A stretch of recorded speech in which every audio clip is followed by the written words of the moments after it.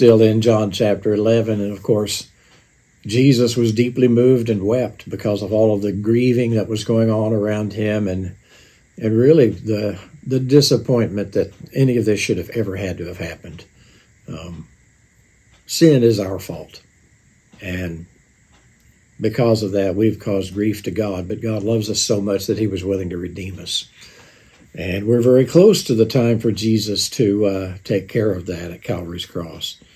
He's not going to leave the Jerusalem area after this is over with. He's going to go out in the wilderness for a while, but it's the close-by wilderness. So anyway, John chapter 11, verses 36 and 37, the Jews were saying, oh, see how he loved him.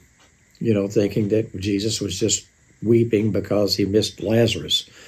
Well, Jesus knew that Lazarus was going to get resurrected pretty quick, so it couldn't have been that.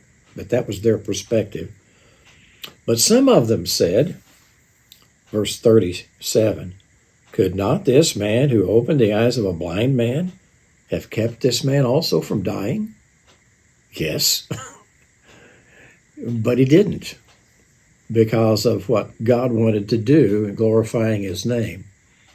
And sometimes there are things that, sometimes there are things that God can do. Always there are things that God can do. He can do more than we can ask or even imagine.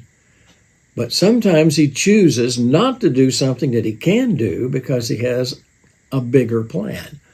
And of course, the bigger plan was, yes, this Jesus who opened the eyes of a blind man in that area in chapter 9, a man born blind, could he not have kept Lazarus from dying? Absolutely. And he chose not to. He's the sovereign of the universe.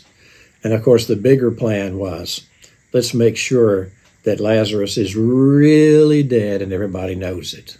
And that indeed was the case. All right, all done.